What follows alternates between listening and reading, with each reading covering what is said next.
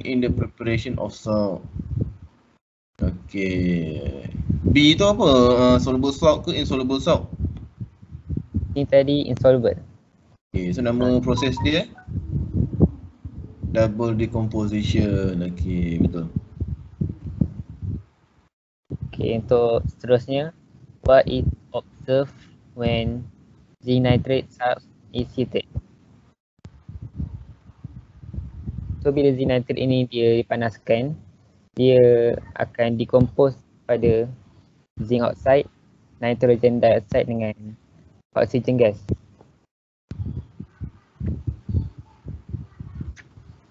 Itu ada dalam tajuk effect of heat on salt. Okay, so class itu you have to remember lah. Okay, you have to remember what happened to the nitrate salt when it was heated. So dia ada 3 bahagian lah. Kan ada 3 bahagian daripada potassium nitrate sampai potassium nitrate. Daripada sodium nitrate sampai potassium nitrate when heated ada produk ke tidak?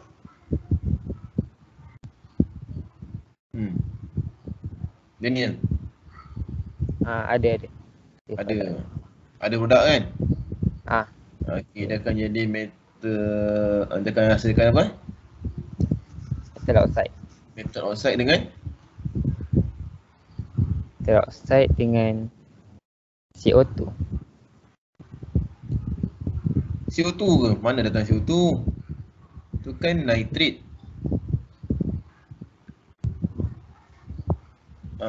Nitrate salt kan ada potassium nitrate, sodium nitrate. Kalau dipanaskan dapat apa? Dia ada 3 bahagian. Okay, sodium sampai potassium produk dia lain. Daripada kalsium nitrate sampai copper sulfate produk dia lain. Lepas tu silver dan ke bawah tu lain produk dia. Ada 3 bahagian. Kamu kena hafal lah yang tu. Okay. So kalau zinc nitrate, sodium nitrate and potassium nitrate kalau dipanaskan dapat metal oxide dan oksigen. Ya, oksigen Saya tak ingat. Main teka Okay, yang lain apa? Apa produk dia?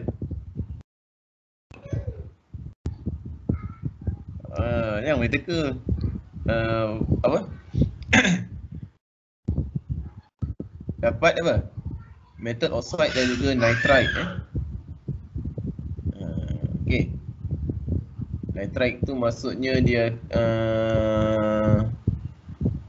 nitrite kalau tak hasilkan nitrogen dioxide kan? Okay, yang ni produk dia hasilkan zinc. Lama saya pun tak ingat lah. Kalau zinc apa sodium nitrate dekat sodium nitrite, tak silap saya kamu tengok balik lah dalam kamu punya reference book. Okay. Kena ingat, kena hafal lah itu. Okey lagi. Seterusnya. Okay, untuk soalan seterusnya, write the chemical equation of the reaction. Ni reaction ni lah zinc nitrate decompose ni. Dia punya chemical equation dia zinc nitrate NO32. Dia akan decompose kepada zinc oxide NO, nitrogen gas dengan oxygen gas. Tapi ni equation yang tak balance. Tak balance lagi. So, kalau kita balance kan dia akan jadi ni. 2 zinc nitrate dia decompose kepada 2 zinc oxide, 4 nitrogen gas dengan 1 oxygen gas.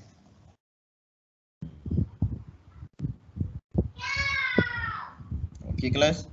Tinggi betul lah daripada copper nitrate daripada kalsium nitrate sampailah kepada copper 2 nitrate. Apabila dipanaskan, produk dia kasihkan metal oxide, nitrogen dioxide dan juga oxygen gas. So nitrogen dioxide dah ada observation warna dia adalah brown gas. dan dia adalah acidic. Dia bersifat acid. Okay. So kadang-kadang dalam soalan dia akan tanya how to test the presence of brown gas produced. So kalau brown gas kalau nak test dia dengan litmus paper apa? Macam mana nak test gas yang bersifat acid? Kalau acid maksudnya nak test dengan litmus paper, blue litmus paper ke red litmus paper? Blue. Blue litmus paper. So kalau kita test dengan blue litmus paper tu dia tak akan berubah warna, tak ada apa-apa yang berlaku. Jadi macam mana nak adakan tindak balas? Kena buat apa dekat litmus paper tu? Apa kita nak buat dekat litmus paper supaya dia boleh attract gas tu? Basahkan dia. Kena basah. So kena test dengan damp blue litmus paper. So dia akan change from blue to red color. Okay. Okay, next. Okay, ya, satu lagi, saya terlupa. Kita tak apa. Sambung lah. Kan drag pula. Okay. Untuk soalan E. Describe how to verify iron to ion and sulfate ion in iron to sulfate solution. So untuk soalan E 1 Roman, dia minta cara kita nak tahu, kita nak verify ion to ion. So cari sorry.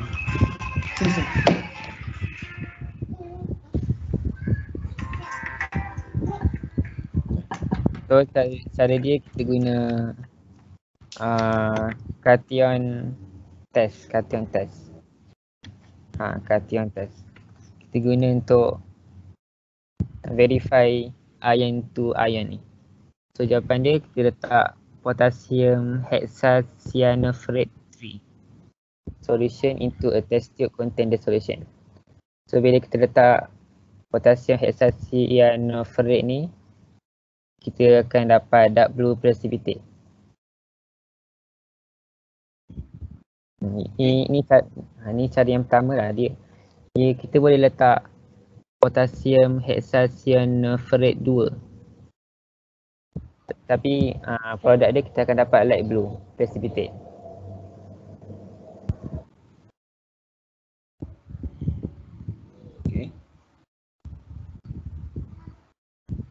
Dia ada 2. Untuk sulfate ion pula kita kena guna anion test. Anion betul lah. Anion test. Kita kena letak dilute nitrate acid into a test tube contain the solution. Lepas tu kita letak barium chloride, so kita akan dapat white precipitate.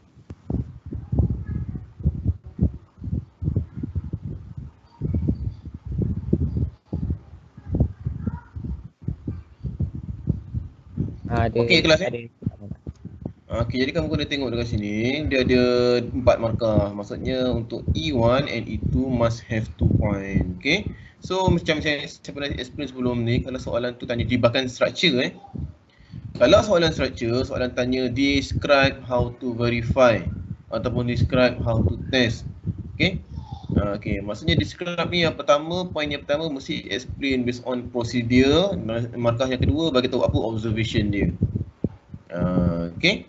So kalau ion sulfate sulfate ion. Okey, sulfate ion ni dia ada 4 kan. How to test chloride ion, sulfate ion, nitrate ion, and satu lagi apa carbonate. Carbonate kan. So kamu itu kan step dia kamu kena hafal lah. Okey.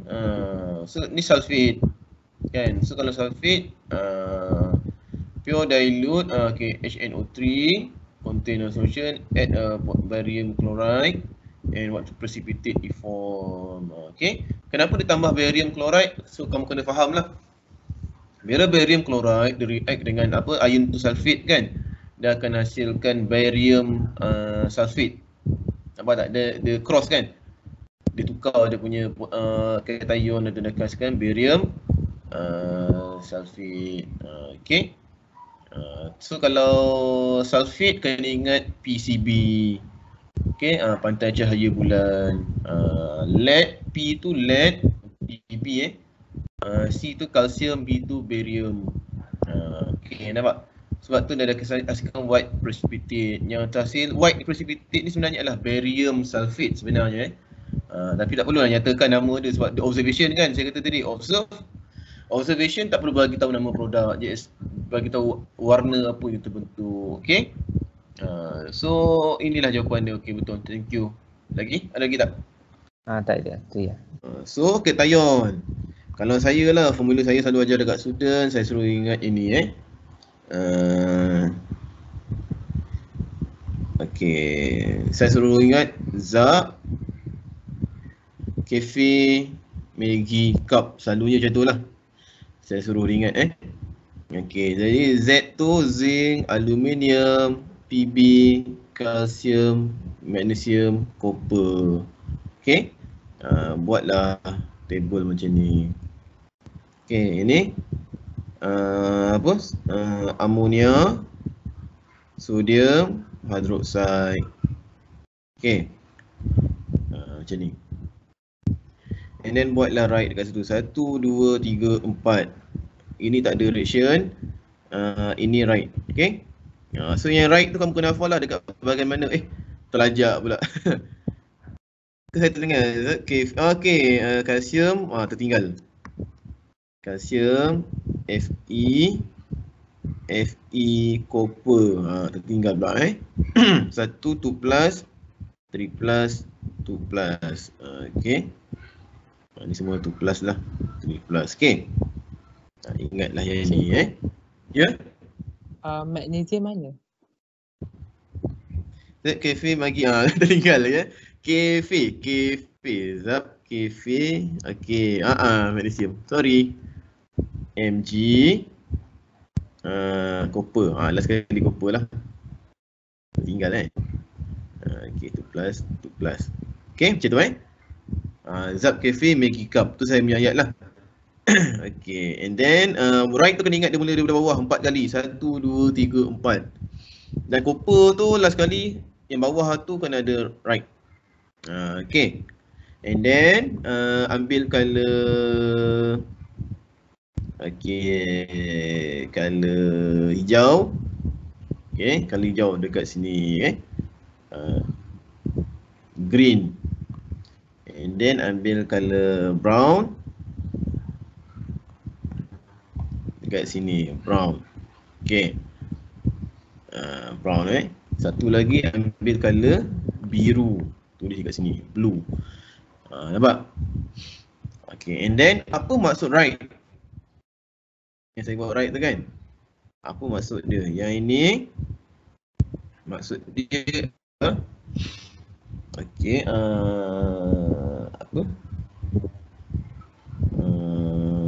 Okay, produce white precipitate in excess. Okay, pangkah not produce, ataupun not produce white precipitate lah. Not produce white precipitate. PPT tu precipitate bukannya PowerPoint. In excess. Itu yang kamu kena ingat. Yang ada warna green, brown, B tu, saya buat pangkah. Yang lain ni semua pangkah Yang green, brown tu dia ada color. Maksudnya kita tak payah cakap produce white precipitate. Dia maksudnya dia apa? Pangkah je Dia hilang. Produce. Okey, saya terbalik. Terbalik. Sorry okey. Yang pangkah tu maksudnya mana? Produce white precipitate. Betul lah pangkah. Right. Betul okey, yang right. Ya, saya macam tersilap je ni. Pangkah tu yang ada white precipitate sorry. Okey. Kan? Pangkah tu ada white precipitate. Tapi kalau yang ada color tu, color green kan, ada produce green precipitate. Tu maksud dia. Color brown, produce brown precipitate. Boleh faham Cara nak baca dia. Yang tak ada green, brown dengan blue tu, yang lain semua produce white precipitate. Okay. So jom kita tengok dekat sini macam mana cara nak baca dia. Contoh zinc kan. Mula-mula dia ada 2 prosedur, betul? Mula-mula a few drop. A few drop dia akan soluble lah. Okay. Semua tindak balas when we add a few drop dia adalah soluble. No precipitate. Tapi bila kita tambah excess baru dia tunjuk sifat sebenar dia. Dia soluble ataupun tidak soluble.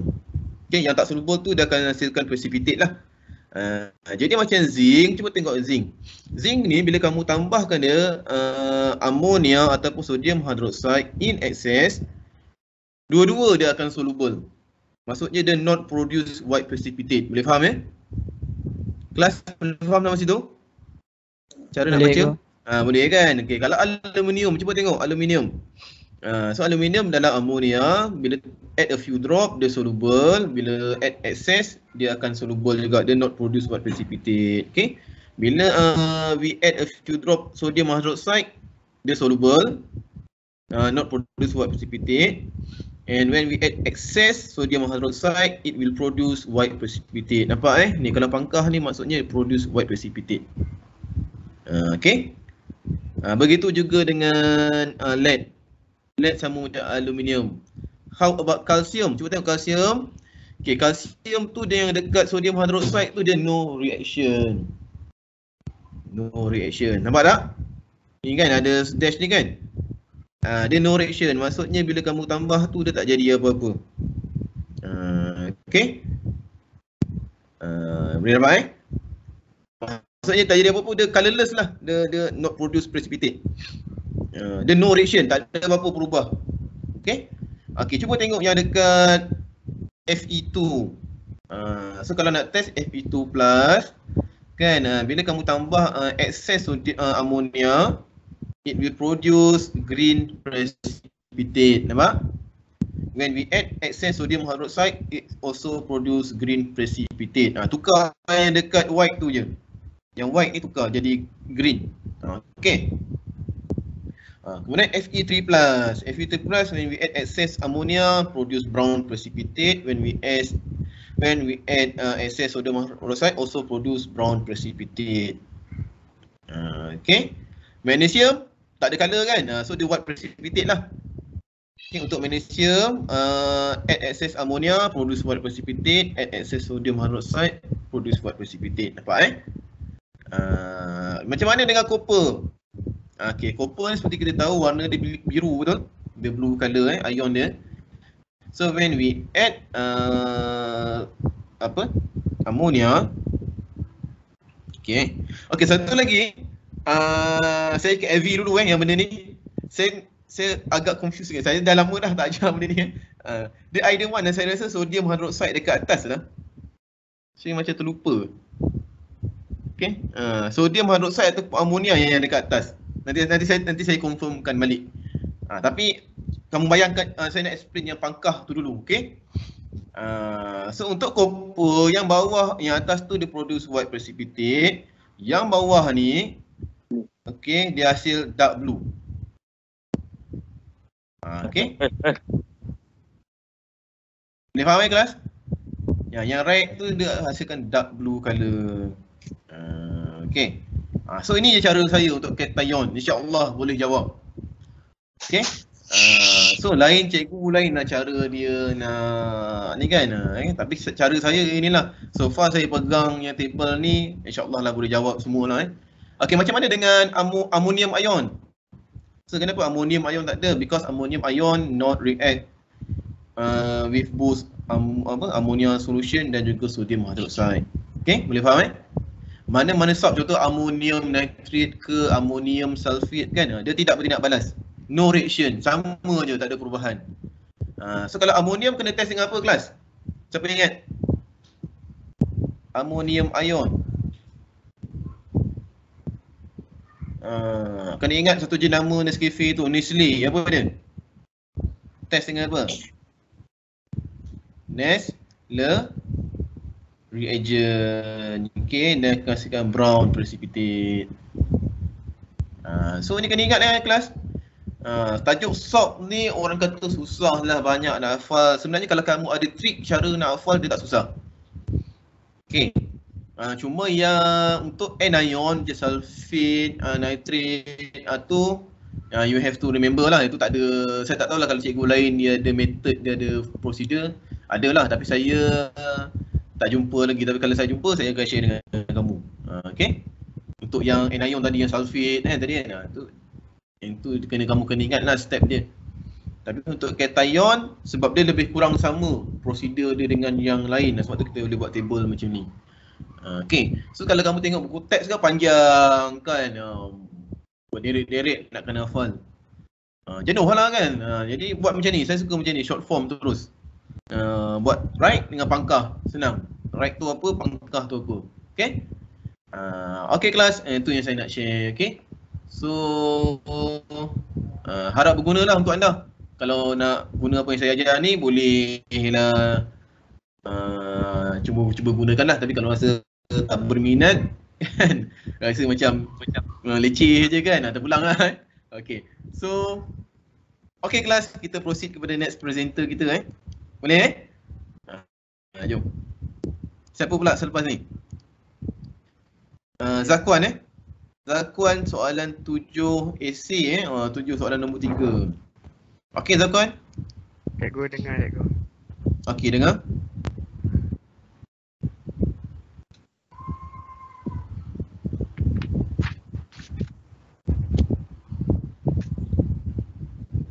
So chapter 7 ni pun kamu punya bahagian apa ni? Salt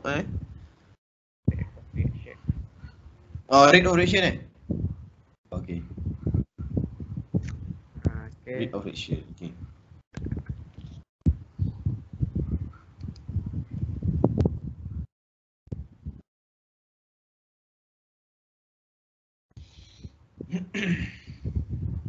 Okay, saya akan terangkan chapter 7 soalan 3. Okay, soalan 3A. Dia tanya, the following observation show two situation of dissolving fine sugar and cube sugar in cold water and hot water. Situation 1, fine sugar is dissolved faster in hot water compared to cold water. Situation 2, fine sugar is dissolved faster compared cube sugar in cold water. Okay, soalan dia, state two factors that affect the dissolving of the sugar. Okay, tahun lepas kita dah belajar rate of reaction dan kita tahu factor that affect ni dia ada 4. Ni dia punya factor. 1, temperature, 2, size of reactant, yang ketiga concentration, dan last presence of catalyst. Okay, factor ni kena ingat. Jadi balik pada soalan, dia suruh state two factor that affect the dissolving of the sugar. Tengok situation 1, fine sugar is dissolved faster in hot water compared to cold water. Okay, tengok kat sini situation 1 ni, dia compare dia punya temperature of water tu. Jadi dia punya factor untuk situation 1 adalah temperature.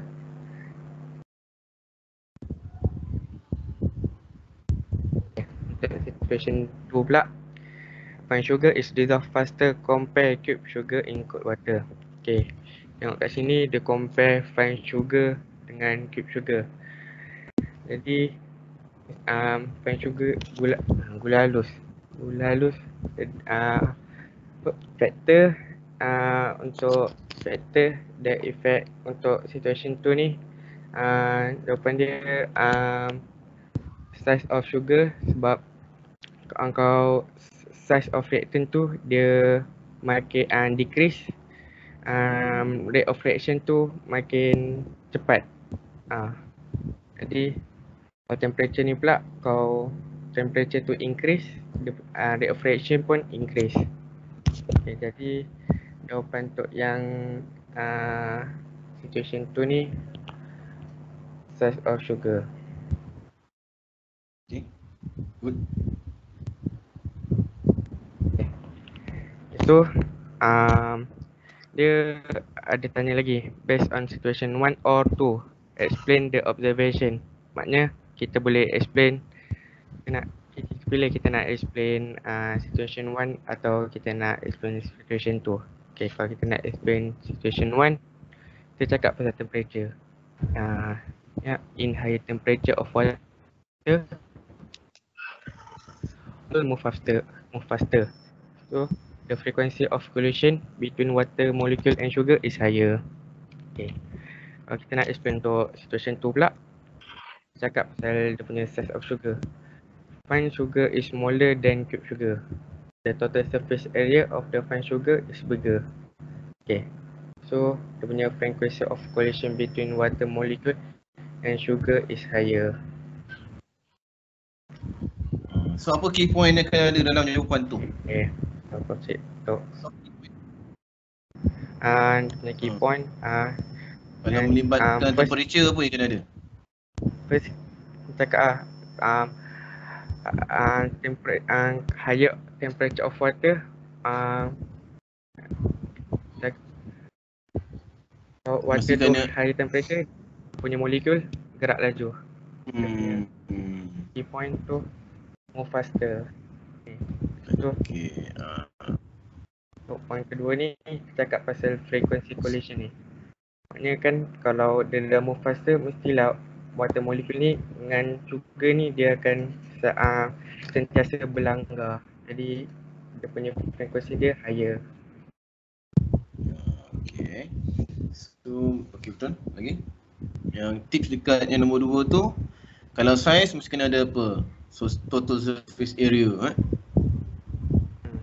And then wajib kena ada frequency of collision. Okay. Frequency of collision tu. Okay.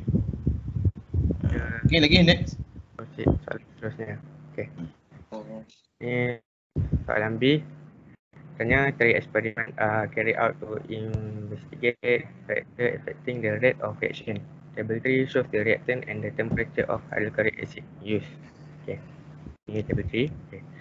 Soalan dia, based on table 3, state all factors that affect the rate of reaction in experiment 1, 2 and 3. Okay. Biasanya soalan macam ni selalunya kalau bagi untuk eksperimen 1 ni selalunya dia bagi yang apa, macam yang dia yang asal macam tu. Jadi kalau kita tengok kat eksperimen 2 ni,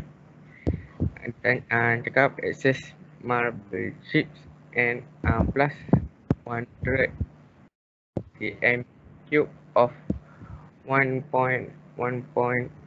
mol dm hydrochloric acid. Maknanya dia punya beza eksperimen dengan 1 ni dia punya concentration.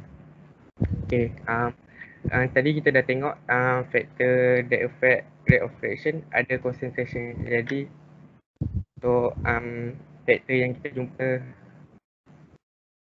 first yang kita factor kat sini concentration.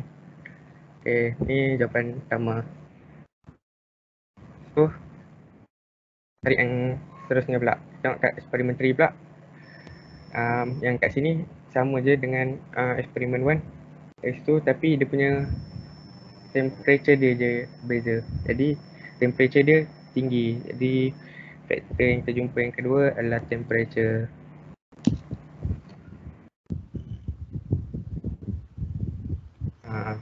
So kita tengok soalan 2 pula. Dia suruh tulis besar write a balanced chemical boleh equation. zoom tak? Tak nampak soalan. Kawan-kawan tak nampak. Okay. Okay, right. Dia tanya write a balanced chemical equation for the reaction in experiment 1. Okay. Mula kita tulis dia punya balanced chemical equation dulu. Okay, tengok. Yes. Okay, dia cakap excess marble chips. Excess marble chips ni dia punya formula adalah excess marble chips ni dia calcium carbonate.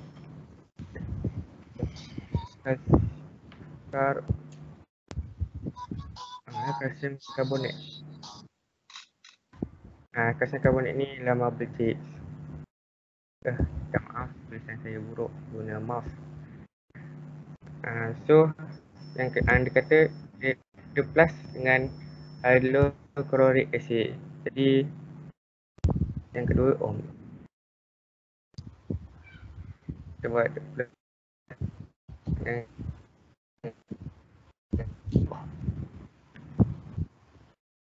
so hasilnya kalau kalsium karbonat campungan HCl kita dapat CaCl kalsium klorid. Kita akan dapat kalsium klorid kalau kalsium karbonat dengan HCl. Kita akan dapat kalsium klorid.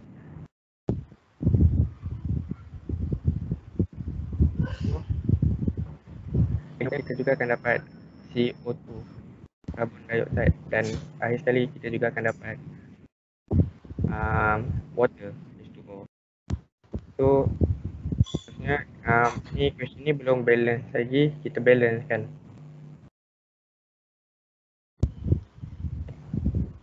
Jadi ni daripada inilah chemical equation untuk eksperimen 1 tadi. So kita proceed tu 5 markah kan. Okay, so yang ni dapat 2 markah kan. Balance dan correct chemical formula. Second, And then kena ada calculate. calculation.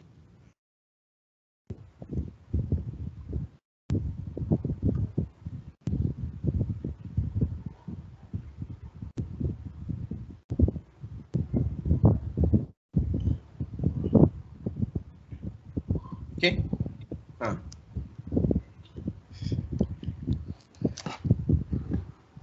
Senyap kan?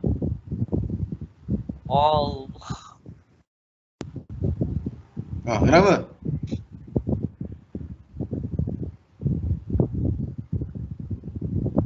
Takuan, kenapa?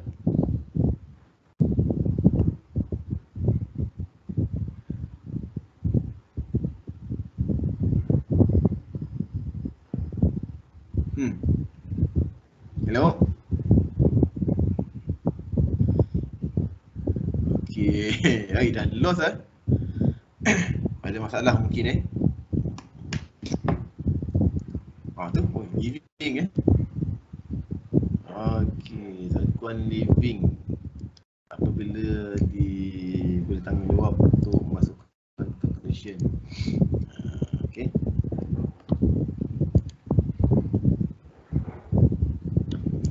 Okay kelas. Okay, jom kita tengok dekat sini. Okay, tadi kita dah ada apa tadi? Chemical formula equation kan. Okay, jadi apa tadi? Nama eksperimen 1. Okay. So eksperimen 1 HCl and marble chip. Okay. So marble chip tu adalah kalsium kalsium karbonat react dengan HCl and produce kalsium chloride. H2O and carbon dioxide. Okay, and then balance the equations. So kat sini 2. Alright, dah balance Itu yang pertama dapat 2 markah. Dan yang kedua dia suruh jadi apa ni? Calculate the volume of gas release. Jadi buat dekat sini dia minta volume. Kan? So apakah information yang diberi oleh soalannya? Jadi kamu kena list down all the information given by the question. Okay? At room condition maksud RTP. So dekat sini RTP sama dengan 24.024. Okay, so soalannya daripada eksperimen 1. Kita tahu dia punya apa ni kelas? Molarity of HCl and volume HCl ni kita tahu dia punya molarity dan juga dia punya volume. So kalau volume 100 cm, 100 cm3, molarity 0.5. Tulis dulu 0.5. Apa lagi yang kita tahu? Kalsium karbonat tu dia bagi tahu tak berapa mass dia? Tak lagi kan? Okay. Yang kena using factor. Okay, dia kata access. Okay. So kalau access maksudnya ACL lah. Access motherboard chip. Okay. Alright. So gaji tengok soalan ada lagi tak kat atas tu? Tak ada Okay, so macam mana kelas? Step dia how to calculate the volume.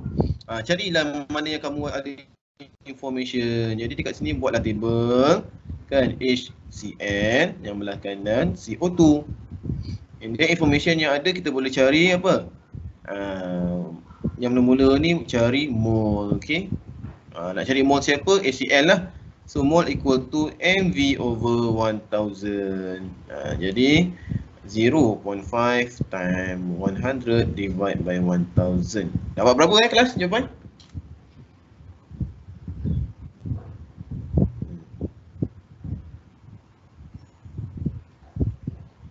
Kosong 0.5 darab 100 bagi 1000.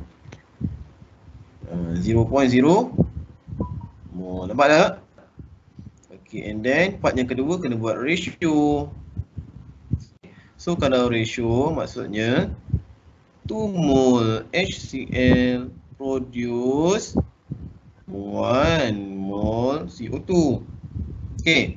So apa lagi? 0.05 mole HCl produce berapa? 0.025 mole CO2 lah. Betul Bagi 2 kan? 0.025 mole. Okay.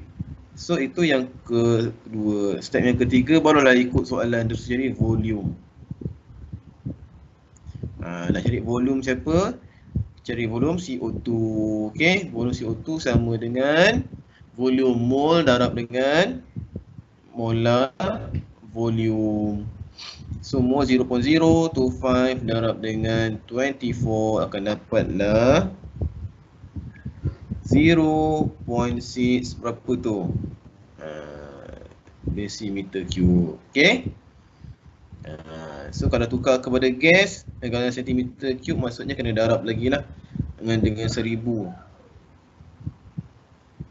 Akan dapat 600 centimeter cube. Okay. So itu jawapan dia. Boleh kelas? Faham? Boleh go. Okay, good. Okay. So kena ada 3 tu. 1, 2, 3. Dapat 3 markah. Total semua 5.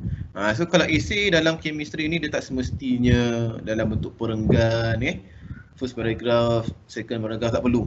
Dia pun dalam bentuk point je. Kalau ada calculation, buat calculation. Okay. Selesailah yang itu. Okay.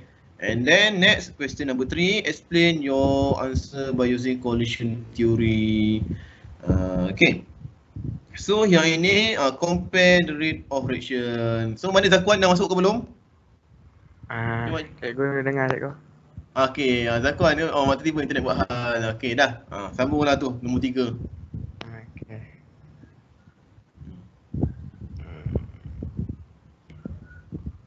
Saya share screen ke cikgu ke guna kat Share screen dah. Kalau boleh tunjuk je lah jawapan terus kalau yang panjang-panjang ni. Okay. Okay.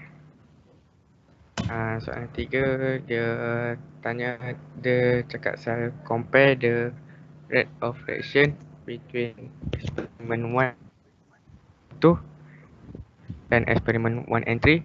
So dia suruh explain your answer by using collision theory. Okay.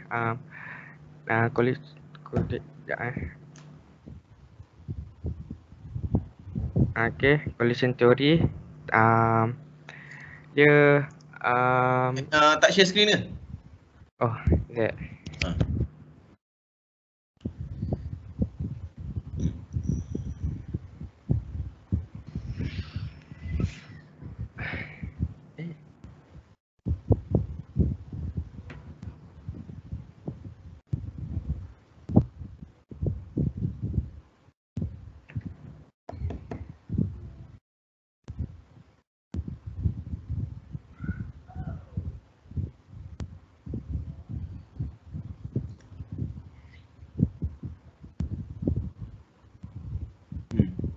Okay. Jumpa tak?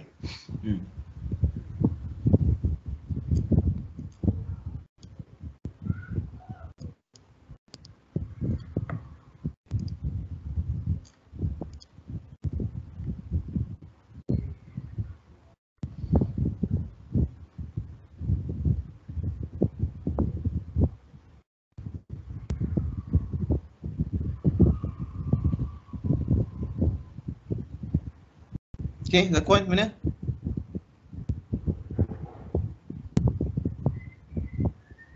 Ada tak tu? Ha.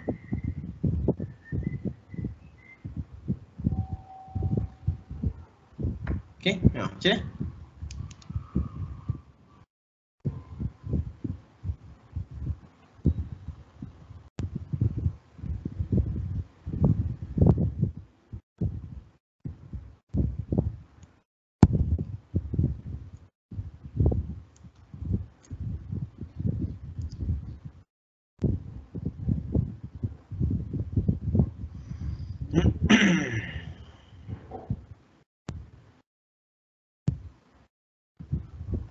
Kat atas lah yang CaCl Ca 2 plus dengan H2O tambah CO2.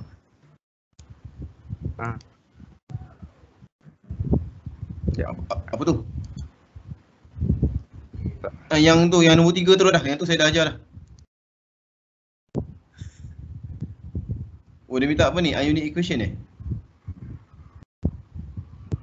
suruh explain je kan? Dia punya ni apa? Explain your answer. Okay. Nak explain collision theory ni, kita kena mula kita buat untuk eksperimen 1 and 2 dulu.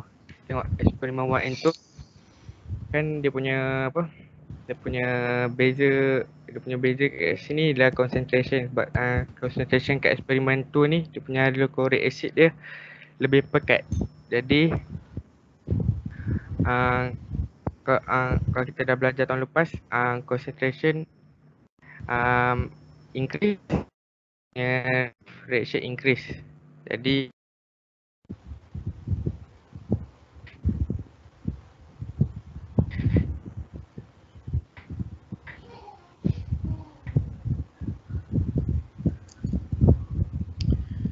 Okay, Zakuan tak apalah. Saya explain lambat lah.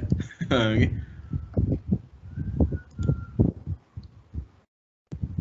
Okay, so sepatutnya kena standby jawapan siap-siap kalau baru nak tulis-tulis kat situ dia lambat lah. Okay, jom tengok dekat sini. Okay. Okay, so compare. Okay, 1 and 2 kelas. 1 and 2, okay, kamu tengok 1 and 2, apa faktor dia dekat dalam ni? Apakah manipulated variable? Kan? Apa manipulated variable? So constant variable ialah ni, temperature constant. Kan? And then dia punya apa? Access marble chip. So size is constant. Okay, kita ubah kat sini adalah dia punya concentration. Nampak So antara 1 and 2 concentration. Itu dulu kamu kena tahu. Faktor dia adalah faktor concentration. Okay. Concentration. And 2 and 3 apa faktor dia? Okay, kalau kamu tengok 2 and 3 marble chip sama, concentration sama, tapi yang diubah adalah temperature. Okay. So yang ini faktor dia adalah temperature. Okay. So untuk nombor 1 kelas yang A nombor 1, kena tahulah apa keyword yang kena ada. Ada 10 markah, maksudnya dekat sini kena ada 5 point. Yang nombor 2 ni pun kena ada 5 point. Apa 5 point ni tersebut? So kamu kena bagi tahulah which experiment is more apa ni? Which experiment have high rate of reaction. Buat comparison. Okay, Itu yang pertama. Yang kedua, bila nak explain concentration, kamu kena explain based on apa? Number of particle. Sorry. Kamu kena bagi tahu concentration siapa lagi tinggi. Okay. And then dah concentration tinggi, yang nombor 2 kena explain apa? Number of particle per unit volume. Siapa yang lebih tinggi? Nampak Nampak tu, number of particle per unit volume. Okay, nombor 3 baru explain tentang frequency of collision. Okay. 1, 2, 3, 4, 5. Okay, cerita tentang frequency of effective collision. Nampak tak ada berapa poin? Ada 5 poin. Okay. Nampak tu? Cuma kita tengok yang nombor 1. Betul tak? Okay. So nombor 1 poin dia, rate of reaction experiment 2 higher than experiment 1. Nampak tak? Cerita yang eksperimen mana yang have higher rate of reaction. And then yang nombor 2 bagi tahu which experiment is higher concentration. So nampak tak? Keyword itu kena ada. So concentration of experiment 2 higher than experiment 1. Cuba tengok ayat dia Mesti kalau comparison mesti kena ada then apa. Kamu tak boleh jawab experiment 2 is higher. Memang betul, tapi dalam kimia ni dia skema sikit, dia punya skema jawapan. Kalau mana-mana comparison kena ada dua benda. Is higher than A is higher than B.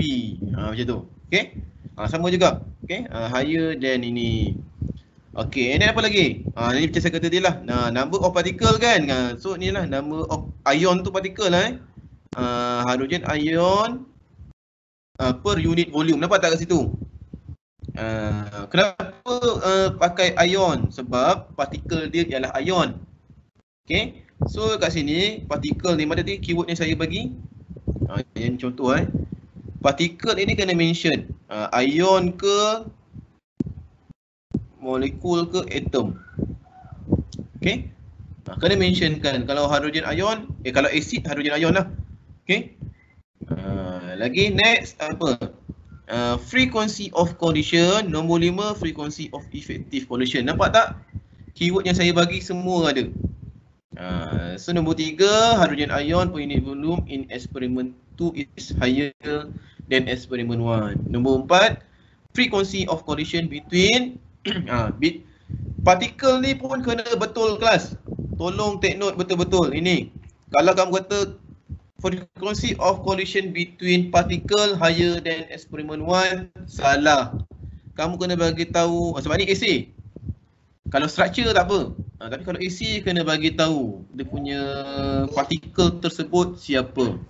So calcium carbonate and hydrogen ion. Kalau kamu kata collision between calcium carbonate and hydrochloric acid, salah. Okay.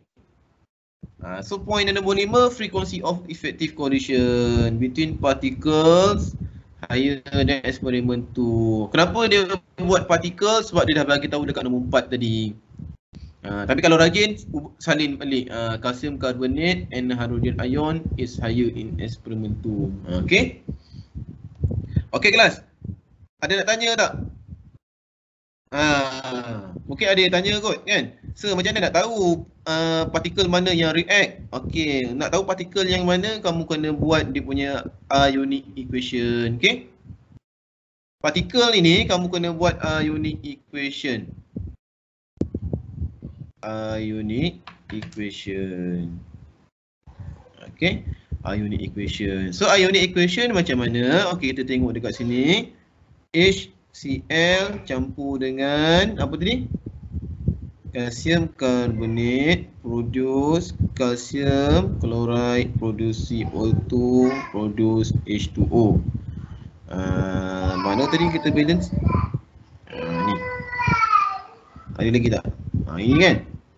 Okay. And then kamu tukar kepada ionic. Ingat nak tukar kepada ionic macam mana? Okay. 2H plus 2Cl ion Ni kalsium karbonat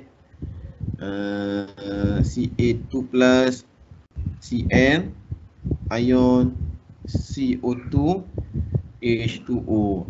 Okey kelas, kenapa saya tak pecahkan yang kalsium karbonat? Sebab dia bukan aqueous, dia adalah solid. Yang kamu perlu pecahkan hanya aqueous solution saja. Yang gas, liquid tak perlu pecahkan. Boleh faham ya? Walaupun dia ionic compound, tapi kalau dalam bentuk solid tak perlu pecahkan. Jadi kita potonglah mana yang sama. Jadi dalam kes ini chloride ion kita potong. So reaktan dia yang mana yang tinggal? Yang tinggal adalah 2H plus kalsium karbonat Ca2 plus CO2 plus H2O. Jadi bila kamu nak cerita tentang reaktan collision between reaktan dia adalah inilah dia. Okey. Okey, asal saya buat pangkah ni. Okey. Ni kan, so dia punya reaktan dia siapa? Reaktan dia inilah. Dua ni collision between hydrogen ion and calcium carbonate. Bukannya collision between hydrochloric acid and calcium carbonate. Salah, tak pasal-pasal. Okey. Alright. So nombor 3, nombor 2. Tajuk essay ni dia makan banyak masa nak explain ni dia panjang sikit. Okey, apa point yang kena ada kelas? Yang pertama sama juga, yang ni B B. Kalau temperature So kalau temperature B mesti kena ada apa? Compare rate of reaction. 3 point nombor 1. Nombor 2, compare which temperature is higher. Nombor 3, which particle have kinetic energy. Okay.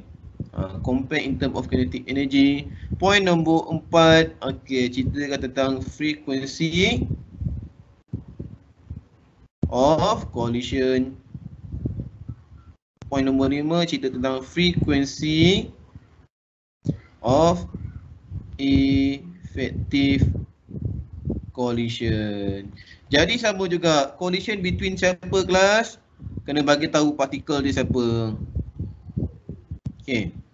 So partikel dia adalah H plus ion and calcium carbonate. Kena nyatakan siapa partikel dia. Okay. Nampak So dalam kimia kamu kena tahu dulu apa keyword dia, macam nak buat karangan bahasa Melayu lah. Ada rangka dia kan. Ni rangka dia lah. And then baru kita elaborate cuba tengok betul ke tak saya punya point. Nampak? Point nombor 1, reaction. Okay, experiment 3 higher than experiment 1. Nampak mesti kena ada comparison. Higher than apa. Okay. Next, compare temperature. Which one temperature solution yang tinggi? Experiment 3 higher than experiment 1. Nampak tu? Comparison kena ada then apa? And then cerita tentang mana ni? Number of ion. Mana tenaga kinetic energy ni? Number of hydrogen ion per unit volume. Macam salah je ni. Dalam BM aja cikgu, dalam BI tak ada. Okay, BI dia salah. Sorry ni salah ni. Sepatutnya kita convert bahasa Inggeris lah Convert bahasa Inggeris lah. Nampak tu dia kata kinetic energy tenaga kinetik kan. Kinetic energy hydrogen ion experiment 2 higher than experiment 3 higher than experiment 1. Okay. Tukarlah bahasa Inggeris. Nampak? Tapi mesti cerita pasal kinetic energy. And then baru cerita tentang frequency of collision between siapa saya kata tadi? Antara kalsium carbonate and hydrogen ion. Okay. Dan tambah lagi satu juga. Tambah je biar lebih pun tak apa. Frequency of effective collision. Ulang balik ayat dia. Tambah je 5 point pun tak apa. Okay. Frequency of effective collision. And then ulang balik lah ayat dekat atas tadi tu. Okay. So bawah 5 markah, atas 5 markah, dapatlah 10 markah. Boleh faham kelas? So soalan ni agak familiar lah. Saya pun dah lama tak jumpa soalan ni pun masih ingat lagi cara nak explain dia. Saya dah lama tak ajar form 4, form 5 Dulu saya memang ajar MRSM lah, tapi syllabus KPSM. Sekarang KSSM kan. Dah ada berubah sikit-sikit lah. So insyaAllah lah ada benda yang saya ingat. Okey. Sebelum tu ingat lagi tak yang table saya ajar tadi, yang salt tadi tu. Tolong tukar sodium hydroxide dekat atas, amonia dekat bawah. Saya dah ingat dah. Okey. Ingatan dah kembali. Tadi saya buat amonia dekat atas kan, table tadi. Kamu tukar balik. Sodium hydroxide dekat atas, yang bawah tu amonia, baru betul. Okey. Yang right pangkah tu biar tu sama. Okey, tu je pembetulan dia. Okey, kita ada lebih kurang lagi 15 minit. Boleh lah kita buatlah mana yang done untuk the next question lah. Okey? Boleh kelas? Cikgu. Ya. Saya nak tanya yang pasal table cikgu tadi. Okey, boleh? Kan ada yang not produce white precipitate kan? Okey. Kalau dia tak produce white precipitate, dia produce apa cikgu? Okey, bila dia nak produce white precipitate, warna dia colourless. Boleh faham Okey. Salt tu warna dia colourless. Okey. Ammonia pun colourless. Colourless campur dengan colorless, bila tak ada tindak balas, apa warna dia? Colourless. So kalau no reaction maksudnya colourless lah. Okey? Okey. Okey, itu dia. Bismillahirrahmanirrahim. Okey, saya akan sambung untuk chapter 4 bagi soalan 1. Okey, lanjut kan. Jadi untuk chapter 4 dia saya tajuk predictable.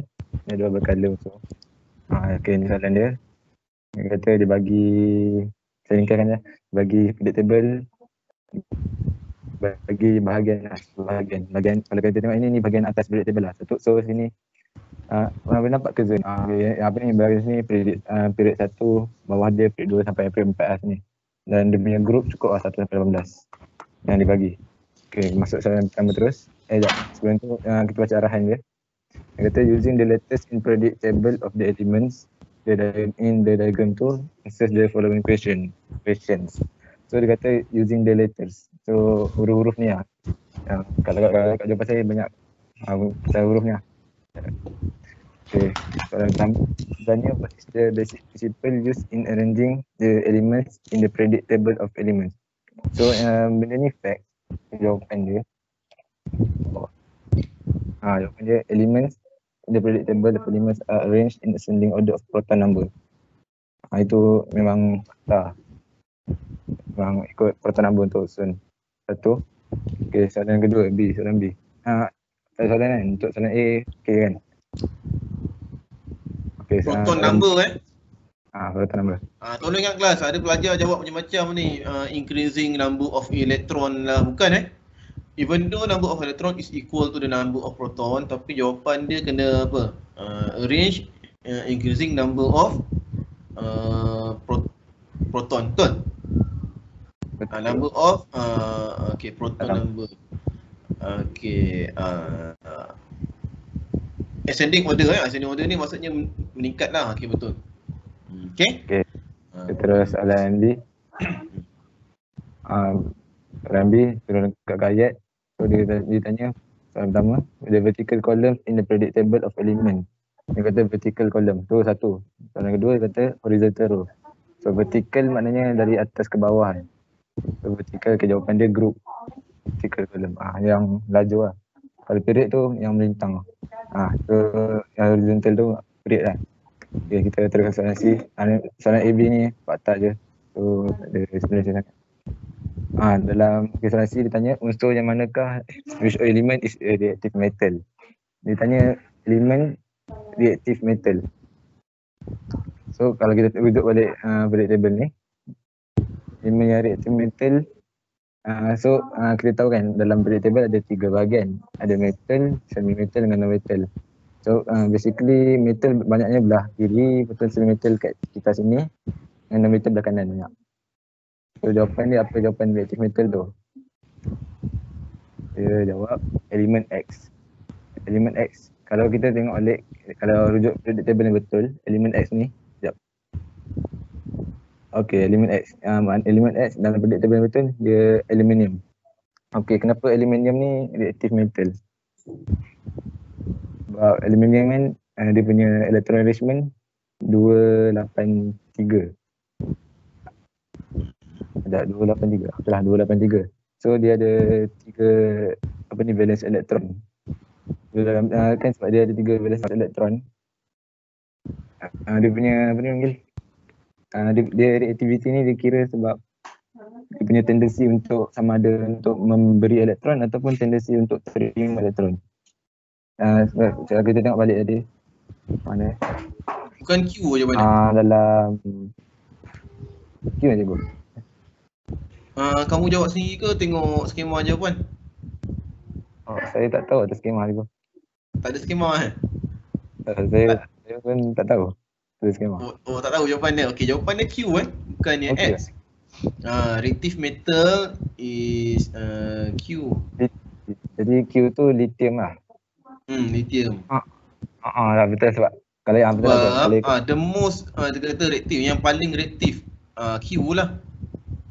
Kan group 1 kita tahu kan, group 1 is reactive, betul? Dia tak boleh expose to the oxygen, it cannot expose to the water vapor, dia akan terbakar. Okay. So sebenarnya reaktif ni kan, lupa lah. So jawapan dia adalah Q. Jawapan dia sebenarnya antara Q, U dengan X, tapi yang paling reaktif adalah Q lah, boleh faham ya? Kan Q metal, U pun metal, X pun metal, tapi yang reaktif adalah Q. Okay. Okay, jadi next. Betul kan jawapan tu yang lain? Okay, jadi boleh sambung yang D.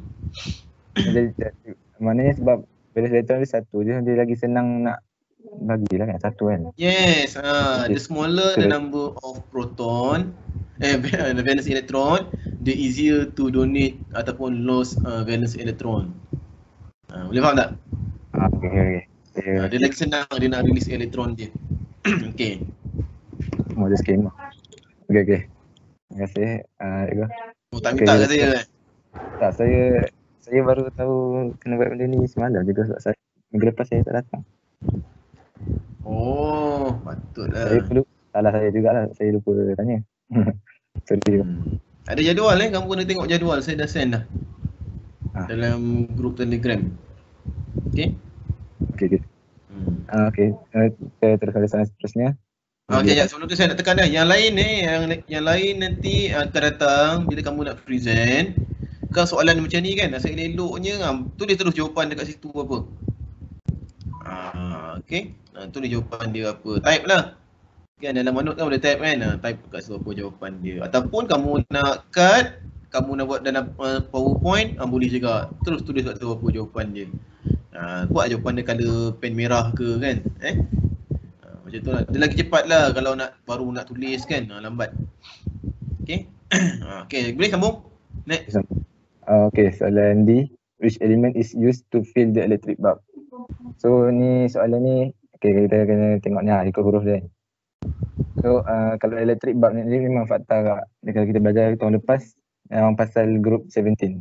So dalam banyak-banyak ni kita tengok W dengan Y je. So mana satu antara W dengan Y. So yang boleh untuk electric bulb tu elemen argon betul. Tu group 17 ke group 18? 18. 18. Sorry. Group 18, okay. Nombor tu helium, neon, argon. Z tu argon. Helium, neon, argon.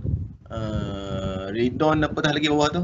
Krypton ke so helium, neon, argon. Z tu argon, okay. So argon dia gas. So dalam bulb tu ada gas. Gas apa? Gas argon. Boleh faham Kenapa kita tambah gas argon? Because gas argon ni dia unreactive. So dia membantu filament tadi to lower the increase dia punya melting point. So filament tu kan dia halus je kan. Jadi dia tak mudah lah terbakar. So let's say lah bulb tu tak ada argon kan. Kamu baru pakai 2 minitnya dia dah cair dah. Boleh faham tapi disebabkan ada gas argon dalam tu, dia tahan lama. Dia tidak terbakar. Dia akan terbakar bila dah sampai dia punya expired dia tu, tempoh hayat dia kan, dia akan terbakar juga. Tapi argon membantulah increase dia punya melting point. Okay. So Z jawapannya Jawapan dia Z. Saya check jawapan. Oh, saya buat Z kat. Sorry. Alright, okay, jadi sambung. E pula, soalan E. Okay. E, dia minta state an element that forms an amphoteric acid oxide. So amphoteric acid ni kalau tak silap elemen dia elemen aluminium. So aluminium kalau dalam periodic table, kalau ikut huruf yang dibagi ni huruf X. Apa maksud amphoteric oxide? Okay, amphoteric acid ni elemen yang kalau dia react dengan base dengan acid, dia boleh produce lah. So kan dia ada 3 part, 3 jenis. Satu basic oxide, amphoteric oxide dengan boleh jatuh acid tu lah, oxide. Dia ada dua properties lah, properties acid pun ada, alkali pun ada. Maksudnya aluminium oxide dia boleh bertindak balas dengan acid, dia juga boleh bertindak balas dengan alkaline. Okay. Boleh sambung. Okay, lagi. Next. Okay, soalan F. Soalan F dia minta range Q, R, W, X, Y and Z in ascending order of atomic size. So kita tengok pada table, dia kata Q, R, X, Q, Y, Z. So U ni kita tak pandang. So kalau nak cakap pasal atomic size, kita tengok dari bawah. Maknanya kalau atomic size ni, kalau period dia lagi tinggi, maknanya dia lagi besar size. Lepas tu kalau untuk group pula, lagi maknanya kalau period tu kan, period 3, period 2 dengan period 1, period 3 size ni lagi besar. Kalau group 1, 2, 3, group 1, 2, 3 lagi besar daripada group yang belakang. Period 18 tu. So kalau nak ikut susunan dia, kita baca di bawah lah. X, Y, dia kata tadi ascending order kan. So jawapan dia X, Y, Z, Q, R, W. Saya semak balik. Saya kadang dah sebut. Terbalik. Ascending order kan. Jadi W, R, Q, Z, Y, X. Terbalik. Okay, boleh.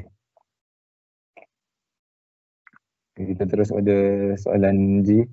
Okay, kejap. Untuk order ni, order pula. Untuk size, tolong tengok betul-betul. Tayang balik predictable tadi. Ni.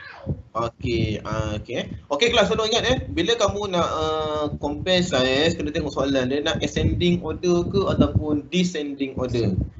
Ascending maksudnya cari yang the smaller to the bigger lah.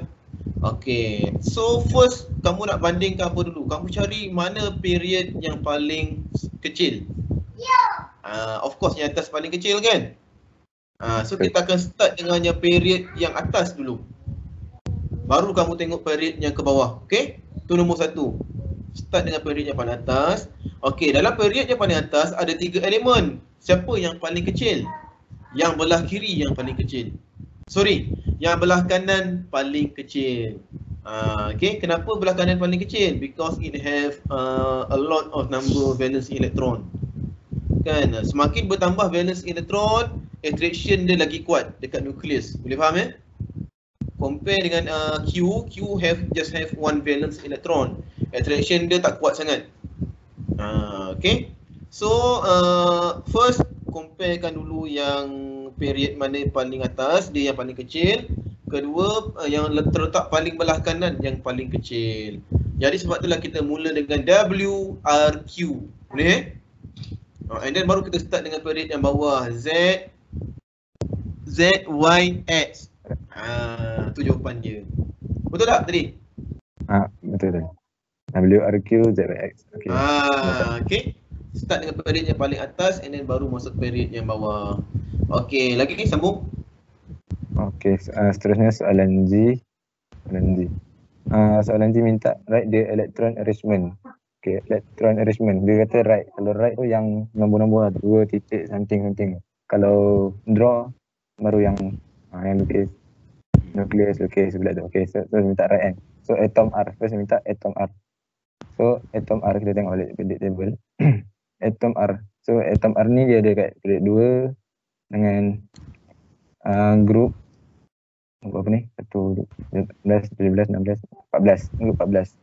So kita tahu kalau group 14 dia punya elektron, valence elektron dia 4. Lepas tu pada 2 period pada group 14 kan dia punya apa ni? Proton maknanya ada 14. Astagfirullahaladzim. Kalau kita di atas 1, 2, 3, 4, 5, 6. Dia ada 6 proton. So dia punya sekarang kita kira macam tu lah. 2.4. Betul tak jawapan dia? Okay. Sebab dia kalau proton number. Okay, valence elektron dia kena tengok dia group yang ke berapa. Kalau group 14 ada 4 valence elektron. And then kalau di period 2 maksudnya dia ada 2 lah period. So 2, 4. Okay.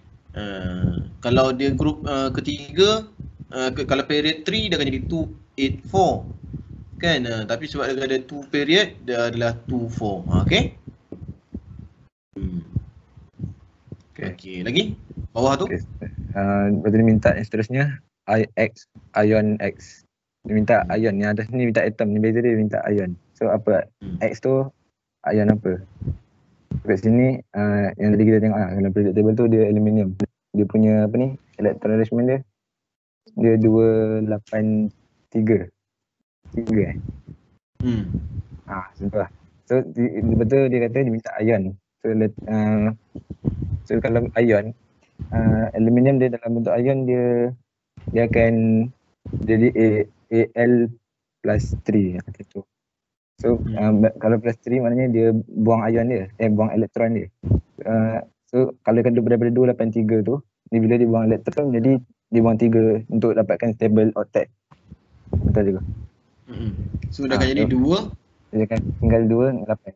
So saya nak tulis dia 28. Betul. Okay, seterusnya. Soalan H, write the formula of the ion of W. Okay, tengok balik periodic table. Ion W. So ion W ni duduk kat group 17. Kalau kita rujuk periodic table yang betul, ion W ni fluorine, elemen dia fluorine. So ion dia fluoride ion lah kan.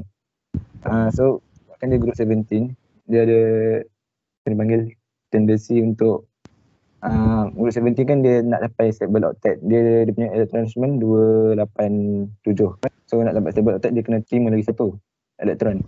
So bila terima lagi satu elektron dia akan jadi negatif lah dia punya ni. Sebab dia minta formula.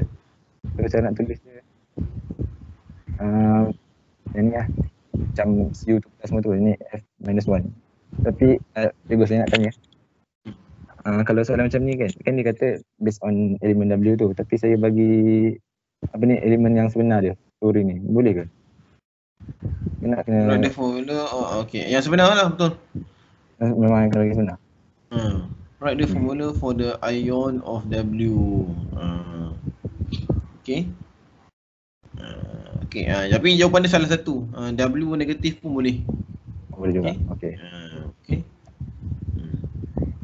Okay, kita terus pada soalan A. Soalan A cakap nickel is well known as useful catalyst for hydrogenation in the manufacture of margarine. The element which has similar property as nickel. Dia minta similar property as nickel. So kalau kita boleh rujuk apa ni periodic table. Okay, ni nickel dia duduk dekat area 4 ni. So apa ni dia ada punya property physical tersendiri semua tu lah. So apa dia minta apa yang similar kan. So jawapan dia sebabkan minta dia tanya daripada based on the table. Sebabkan period 4 kan. Jawapan dia U. U ni kalau kita U kita rujuk kat period table yang betul. Jawapan dia ferrum. So ferrum ni memang dia punya sifat dia memang sama, ada similarity dengan nickel. Saya pun tak tahu banyak sangat pasal ferrum dengan nickel ni, tapi memang dia semua jadi macam tu. Ke cikgu ada apa nak cakap? Okey, kelas saya soalan yang I ni sebenarnya dia bukan nak tanya pasal nickel ke iron ke, dia nak tanya apa? Dia nak tanya properties of transition element. Okey? Tu konsep dia. Transition element ada 4 properties. Apa dia? First, use as catalyst. Nampak tak? Second, apa lagi properties dia? Have a complex compound. Complex compound. Okay. Nombor 3, have color. Okay, dia ada color. Okay, and then catalyst, complex compound, have color. Satu lagi apa? Lupa lah. Siapa ingat? Catalyst, complex compound, dia ada have color. Dia ada 4 Okay, dia have more than one oxidation number. More than one oxidation number. Oxidation number dia ada lebih daripada satu. Contohnya iron kan, dia ada Fe2+ and Fe3+. Contoh. Okay, dia ada 4 properties. Jadi dekat soalan ini sebenarnya dia tanya yang mana satukah transition element. Sebab itulah jawapan dia ialah apa tadi? U. Elemen U. U. Okay. Okay. So soalan J. Okay, soalan J. When Y element reacts with water, solution that turns blue litmus paper to red is formed. What a chemical reaction to show the reaction. So dia tanya pasal elemen Y dengan kata blue litmus paper to red. Maknanya kalau biru tu kan merah, maknanya elemen tu acidic. So kalau kita tengok balik elemen Y dekat ni, group kat periodic table ni dia group 17. So kalau ikut kedudukan ni betul dia, ni klorin. So dia tanya apa tadi? Macam mana? Element reaction, chemical reaction, chemical equation to show the reaction.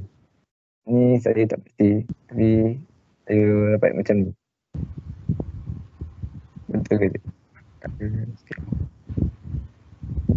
Okay. Klorin, ya. Betul. Okay. Asalnya Ini ada dalam group 17 kamu tengok apa reaction dia. Y halogen dia boleh react dengan apa ni tadi dia kata? Dengan water dia boleh react dengan water and then dia akan produce apa? Tengok balik. Water. So dia akan hasilkan. Ni kamu tengok apa ni? Internet? Saya try cara saya buat first settle Cl, lepas tu plus H2O. Lepas tu saya tahu hasil dia sebab apa ni, H tu akan gabung dengan Cl. So kalau bila balance dapat macam ni lah. Bila balance lah. Agak Okay. Sekarang K. Sikit lagi. Okay, sekarang K. Minta W and Y elements react with iron to form iron 3 halide, which is a brown solid. Why these elements have similar chemical properties? Dia kata W dengan Y. So kita tengok balik W dengan Y ni apa. So W dengan Y ni duduk kat group 17. So dia kata dia ada sama chemical properties. Okey, kejap yang tadi tu jawapan dia ialah Y2 soalan tadi Y2 plus H2O produce HY plus HOY so kamu kena hafal lah yang tu. HY plus HOY. HOY tu dia hypochlorous hydrochloric acid, contohnya let's say lah hydrochloric acid and hypochlorous acid. Okay. HOY. HY and HOY produk dia. Okay. Okay, lagi? Okay, tadi soalan K kan. Dia kata why this element have similar chemical properties. So dia ada similar chemical properties sebab dia duduk kat grup yang sama. So saya punya explanation, most element has W and element Y have one valence electron.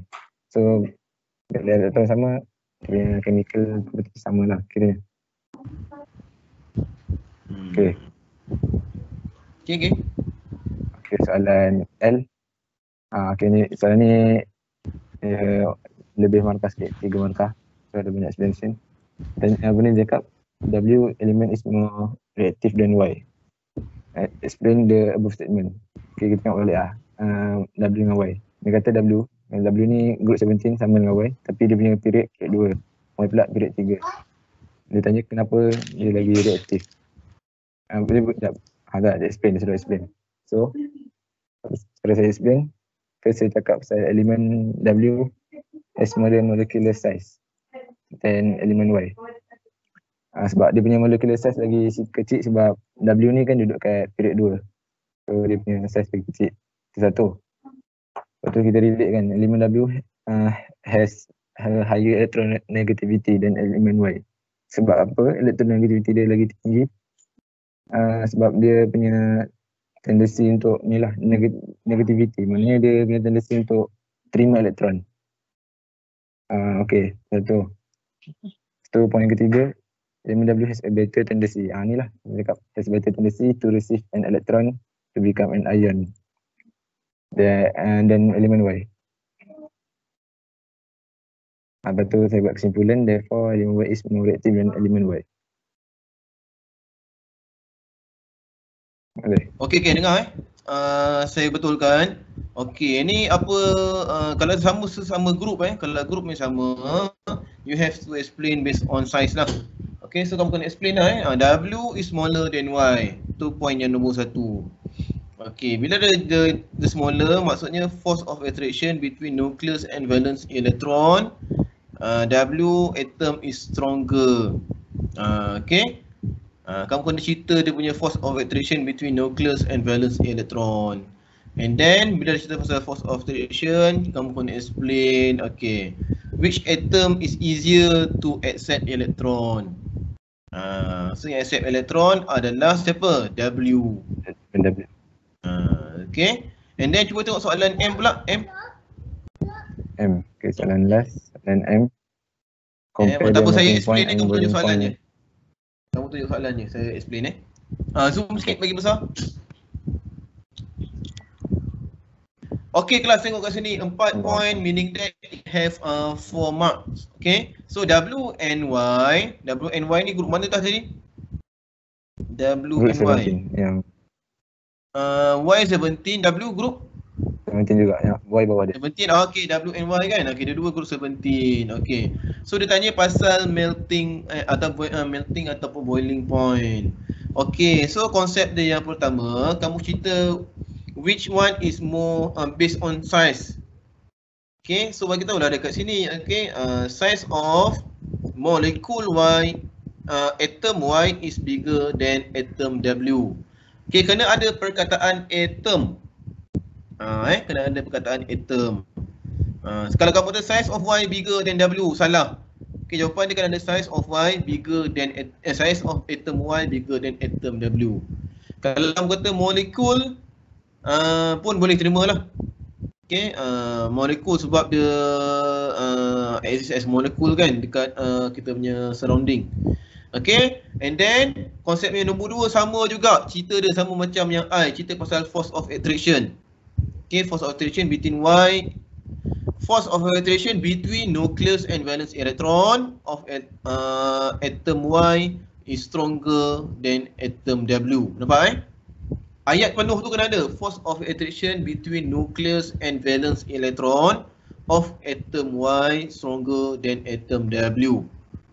Okay, bila force of attraction between molekul, kan dia cerita molekul kenapa molekul? Sebab melting point dia involve bonding between molekul dengan molekul yang lain.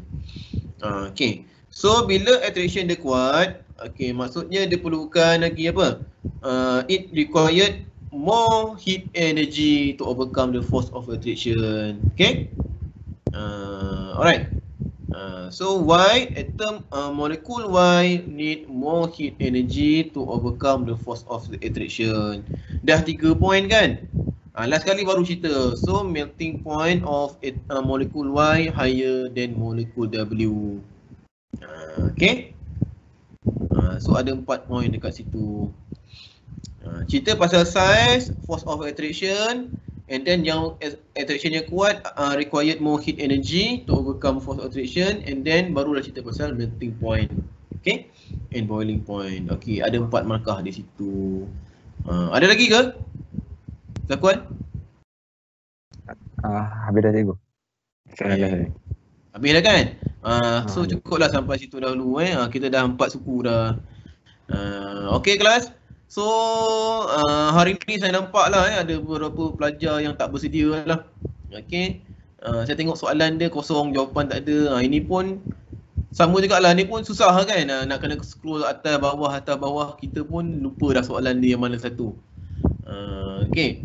And then yang nak present tu, kamu boleh minta dekat saya skema jawapan lah, saya ada skema jawapan tak ada masalah. Sebab supaya nak guide kamu lah, supaya jawapan kamu tak salah. Okay.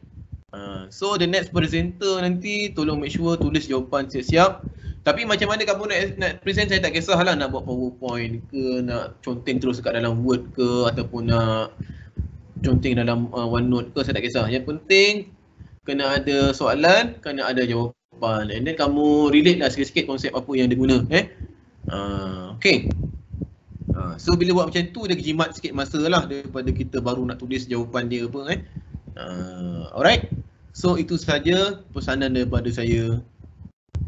Okey kelas, jadi kita habis kat sini dahulu So ramai juga agak hari ni tak dapat nak proceed. Cikgu. Ya? Saya ada soalan sikit. Okey, apa dia? Macam saya kan soalan M ni dia ada 4 markahan. So macam yang point yang size semua attraction, lepas tu yang last tu saya macam gabungkan cikgu. Cakap pasal melting point dengan heat energy kena ni. Boleh ke saya gabungkan? Mana saya buat 3 point. Boleh dapat 4 markah. Okey, kena tengok daripada ayat jugalah. Okey, melting point tu apa?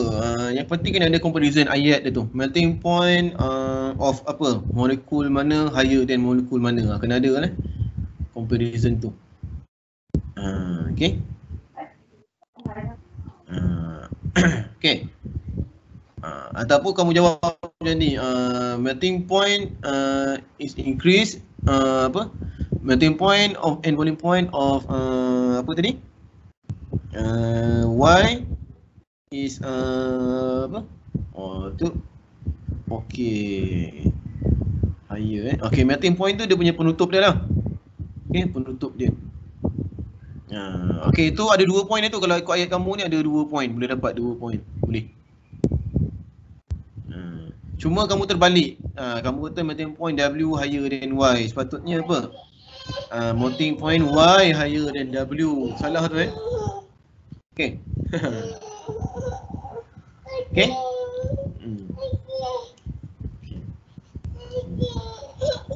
Terima kasih. Okay, yang lain? Kalau tak ada apa-apa, kita sudahi dulu kelas kita sampai sini